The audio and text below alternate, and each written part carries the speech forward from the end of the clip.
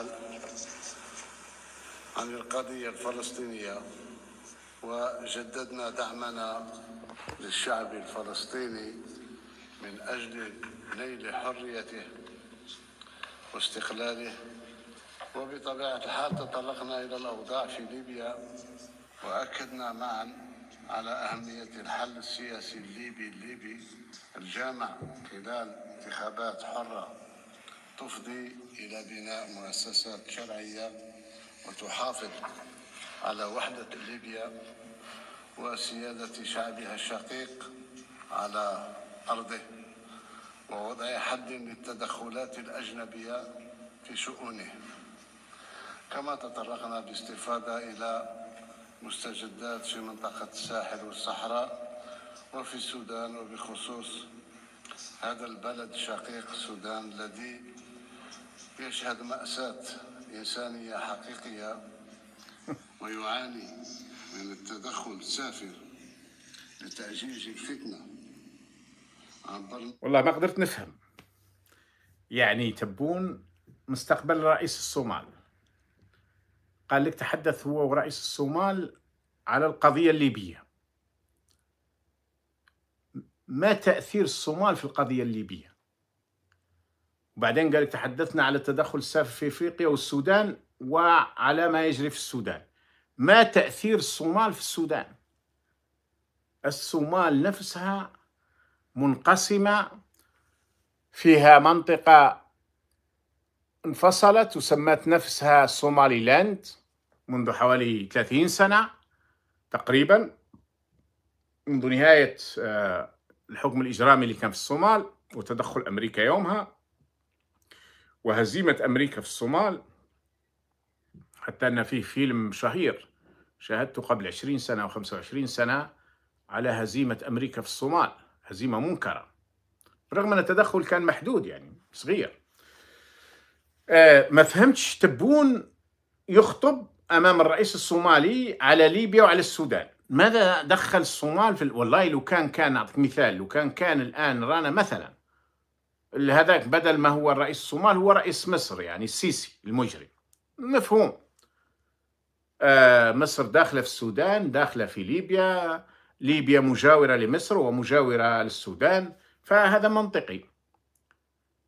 لو مثلا كان رئيس تشاد إلى حد ما منطقي، تشاد مجاورة للسودان ومجاورة لليبيا، الصومال بعيدة على ليبيا، بعيدة على ليبيا، والصومال أضعف بكثير من ليبيا حتى وهي مفتتة ليبيا اليوم، لأن الصومال مفتتة أيضا وفيها جماعات ما يعرف بجماعات الشباب وحرب وأسلحة وتفجيرات وتدخلات على الإمارات وتدخلات إسرائيل والإمارات والسعودية ومصر وتركيا وقطر وأمريكا، كلهم ما داخلين في الصومال، وصراع كبير جدا بين الأتراك والقطريين مع الإماراتيين داخل الصومال. فما دخل الصومال أن تبون يحدث رئيس الصومال على ليبيا والسودان، وهذا هو في حد ذاته بلد. يعني لو كان قال تبون تحدثنا على ما يجري في الصومال وأن سنقدم لهم دعما مثلا وأنهم إلى حد ما، لكن باش تعرف اللي تبون هذا يقول برك. والآن حتى المستشارين اللي هم مستشاري الدبلوماسية مستواهم ضعيف جدا، لأن الناس اللي على قدرات وعلى كفاءات يتم إبعادهم أو عدم الاستماع لهم.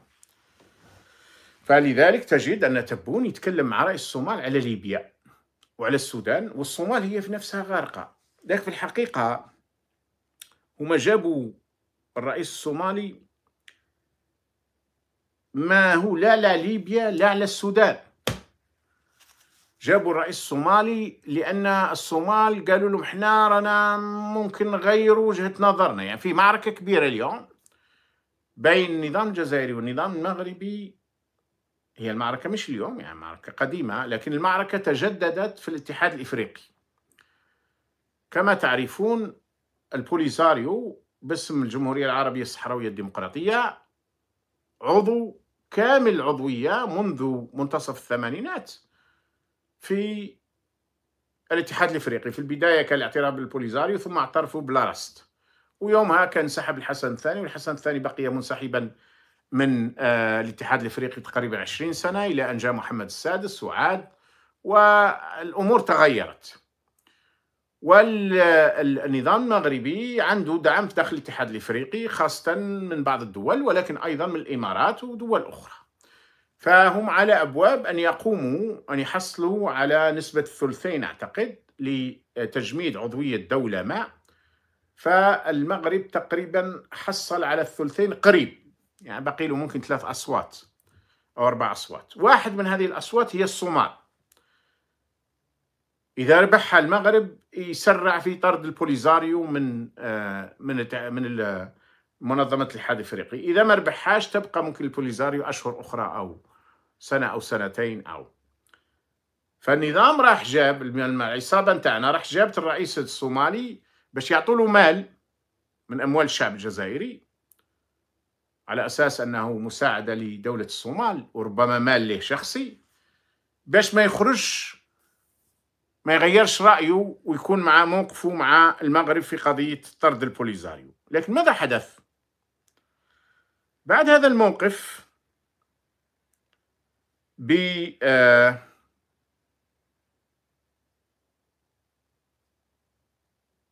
بيومين أو 3، يعني بعد زيارة الرئيس الصومالي للجزائر ودا معاه شكارة، هذا الذي حدث.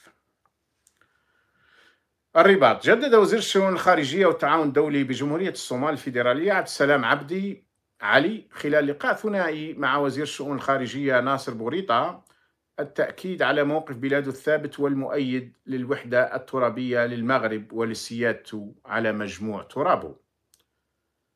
وزير الخارجية الصومالي سجل أيضا بارتياح كبير اعتماد القرار كذا 2797 الذي يكرس الحكم الذاتي الذي تقدمت به المملكة. يعني الرئيس الصومالي قال لك خلينا نروح ناكل شوية دراهم من عند الجزائريين، هذو راهو عندهم واحد العقدة يسموها الصحراء الغربية وراهم في معركة مع أشقائهم المغاربة، خلينا نروح ناكل شوية من عندهم دراهم. هيا نروحوا نعطوهم وعود بأننا سنقف معهم أو نغير موقفنا في اتجاه دعم البوليزاريو.